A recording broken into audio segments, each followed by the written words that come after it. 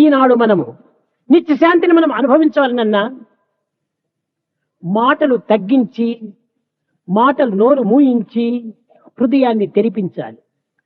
In order to have permanent peace, what we have to do is, we have to cut short our words, shut our mouth, and open the doors of our heart. ఈ అంతరార్థమును గుర్తించే ప్రాచీన పురుషులు అరణ్యమునకు వెళ్లి మౌనమును వహిస్తూ వచ్చారు.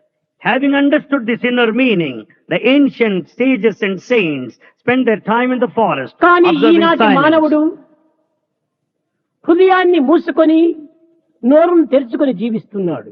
But what the modern man does is, he closes his heart and opens his mouth. మనము నోరును మూయాలి, హృదయాన్ని తెరవాలి. We have to shut our mouth and open the heart. అక్కడనే భగవంతుడు నివసిస్తున్నాడు. There the God dwells.